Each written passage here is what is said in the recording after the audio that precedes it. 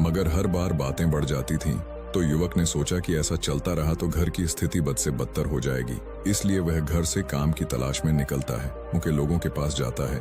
तब लोग उससे पूछते कि तुम पैसे कितने लोगे? तभी वह कहता है, घर की आर्थिक स्थिति खराब है, आप बस काम दे, जो कुछ भी पैसे आपको देना हो वह आप दे दें। तो लोग उसकी मजबूरी का फायदा उठाते थे, उससे ज्यादा काम लेकर उसे कम पैसे देते थे, क्योंकि उसने खुद ही मौका दिया था और मालिक को तो पता ही था उसे काम की जरूरत है, वह तो कम पैसों में भी काम करेगा। और जब कभी युवक मित्रों के साथ बैठता तब भी वह अपने घर की बातें बताता कि मैं बहुत गरीब हूँ, घर की आर्थिक स्थिति ठीक नहीं है, घर में रोटी भी बड़े नसीब से मिलती है, आए दिन घर में झगड़े होते रहते हैं, अब मुझे समझ नहीं आ रहा मैं क्या करूं। तब तो उसके मित्र उसकी बातें सुन लेते थे और बाद में वही लोग उसका मजाक बनाते थे और कहते, अरे ये तो गरीब है, गरीबी में ही रहेगा, इसका कुछ भी नहीं हो सकता और इसके परिवार में भी एकता नहीं है, यह तो जब भी हमारे पास आता है खुद का रोना रोता है, ये कुछ नहीं कर सकता।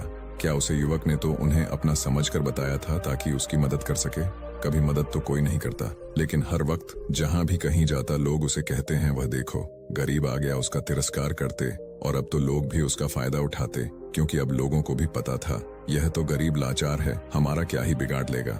वह युवक परेशान हो गया और सोचने लगा, आखिर मेरे साथ ऐसा क्यों हो रहा है। तब वह अन्य लोगों से सुनता है, गांव में एक बौद्ध भिक्षु आया है जो कि बहुत ज्ञानी है और उनके पास हर समस्या का समाधान है। यह सब सुनकर युवक भी बुद्ध से मिलने उनके आश्रम पहुंच जाता है और उनके पास जाकर रोते रोते बोलता है, पता नहीं लोग मेरे साथ ऐसा क्यों करते हैं। युवक की बात सुनकर भिक्षु पूछते हैं, क्या हुआ बालक? तब युवक बुद्ध को सारी बातें बता देता है और पूछता है, हे महाराज, सभी लोग मुझे एक गरीब पुकारते हैं, मेरा मजाक उड़ाते हैं, हर कोई मुझे अपनी मेहनत मजदूरी के पूरे पैसे भी नहीं देता, हालांकि मैं दिन भर उनके पास काम करता हूँ और मेरे अपने मित्र भी मेरा मजाक उड़ाते हैं। तब बुद्ध भिक्षु युवक से पूछते हैं कि सभी को कैसे पता कि तुम गरीब हो, लोग तुम्हें पूरे दिन काम करने के बाद भी इतना कम पैसे क्यों देते हैं? तभी बुद्ध की बात सुनकर युवक कहता है, दरअसल मैं ही गांव वालों से हमदर्दी के लिए कहा था, मैं गरीब हूँ, मुझे कम पर रख लीजिए, जो कुछ भी आप देंगे मैं रख लूंगा। यह बातें सुनकर महात्मा ने कहा, लोगों की कुछ गलती नहीं है, अगर लोग तुम्हारा मजाक बनाते हैं, तुम्हें कम पैसे देते हैं, इसमें तुम्हारी ही गलती है, उन लोगों को तुम नहीं बढ़ावा दिया है। अगर तुम अपनी बातें अपने तक सीमित रखते तब यह सब नहीं होता। यह बात सुनकर युवक बुद्ध के पैरों में गिर जाता है और कहता है, अब आप ही मेरी परेशानी को दूर करें। तभी बौद्ध भिक्षु कहते हैं, अब जो हो गया, लेकिन मैं ऐसी 7 बातें बताऊंगा जो तुम्हें किसी को नहीं बताने, केवल अपने आप तक सीमित रखती होगी, फिर चाहे कोई भी हो। यह बातें किसी को नहीं बतानी। पहली बात, अपने जीवन का लक्ष्य, जिंदगी का सपना। अक्सर हम क्या करते हैं, अपने जीवन, अपने सपने हर किसी व्यक्ति को बता देते हैं कि मुझे तो यह करना है, मैं तो यह करूंगा। हमें ऐसा लगता है कि लोग सुनकर खुश होंगे, मेरी प्रशंसा, मेरी तारीफ करेंगे, लेकिन हर बार ऐसा नहीं होता। जब हम अपने लक्ष्य को लोगों को बताते हैं तब हमारे मन में संतुष्टि होती है और हम अपने सपनों की तरफ जुनून नहीं रख पाते जो कि हमें पहले था।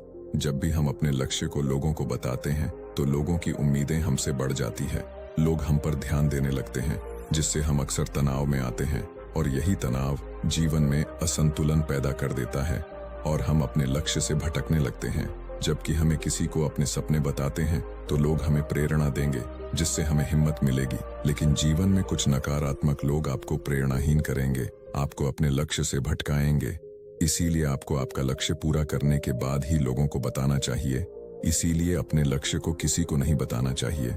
दूसरी बात, हमारी समस्या, परेशानी। कई बार हम क्या करते हैं, जब कभी हमारे जीवन में समस्या, कोई भी स्थिति आती है तो हम ज्यादातर लोगों के पास जाकर उसका समाधान ढूंढने लगते हैं। हमें उन्हें अपना दुख सुनाकर आते हैं, लेकिन लोगों को अपनी परेशानी बताना यानी खुद के जीवन में और एक परेशानी लाना। अक्सर हमें कई बार लगता है कि दूसरे को अपनी समस्या बात कर अपना दुख कम हो जाएगा। हमें ऐसा लगता है कि हमारा थोड़ा दुख कम हो गया, लेकिन कोई भी हमारी परेशानी में काम नहीं आता, बल्कि उसे और बढ़ाते हैं और जिसके चलते हमारे समक्ष नई नई परेशानियां खड़ी हो जाती हैं। जितने भी लोगों के साथ आप अपनी समस्या बढ़ाते हैं, उनमें से 70% लोगों को हमारी परेशानी से कोई फर्क नहीं पड़ता और 20% लोग हमारी समस्या जानकर खुश होते हैं और 10% लोग ऐसे होते हैं जिन्हें कुछ फर्क पड़ता है। इसीलिए हमें अपनी समस्या किसी को नहीं बतानी चाहिए, वह अपने तक ही सीमित रखनी चाहिए। तीसरी बात, कभी भी घर की समस्या किसी और को नहीं बतानी चाहिए। हर किसी के घर में कोई ना कोई समस्या होती है। जहां सब लोग एक साथ घर में रहते हैं कहाँ सनी कुछ बातें हो जाती है। और हाँ, भले ही हमारे संबंध अपने घर से अच्छे या बुरे हों, कभी बाहर के तीसरे आदमी को नहीं बतानी चाहिए, क्योंकि लोग मजे लेकर सुनते हैं। उन्हें कोई फर्क नहीं पड़ता कि तुम्हारे जीवन में क्या चल रहा है, बल्कि वह लोग ही तुम्हारी कमजोरी का फायदा उठाने की कोशिश करेंगे।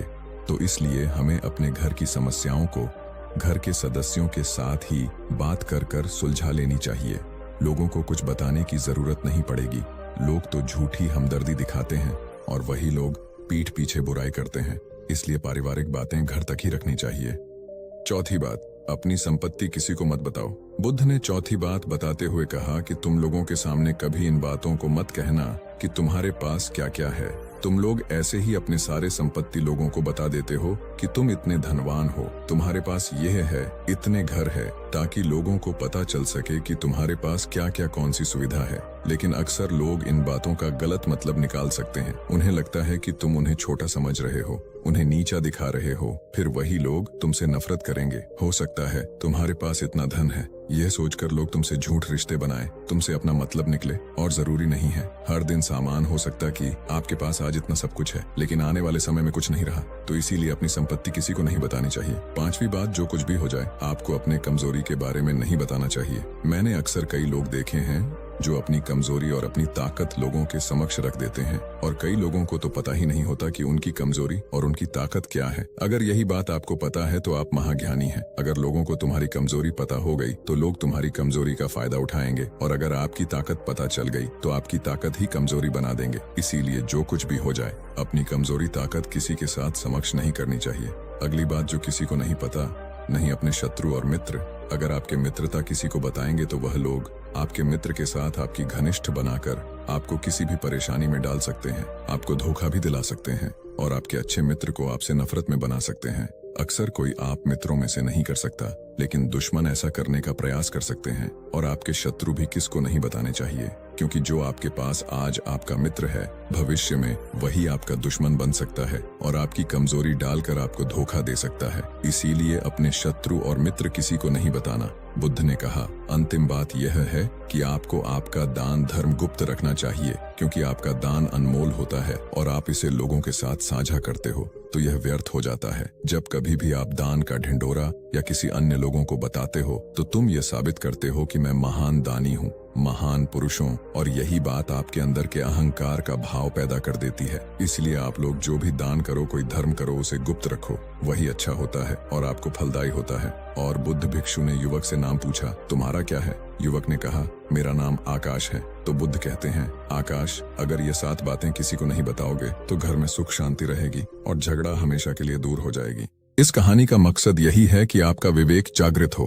अगर इन बातों में से आपको लगता है कि कुछ बातें छूट गई हो तो आप कमेंट में बता सकते हैं। और अगर आपने हमारी पहली कहानी नहीं देखी तो जाकर उसे जरूर देखें और हमारे चैनल को सब्सक्राइब कीजिए, ताकि ऐसे ही कहानी आपको सुनने को मिले।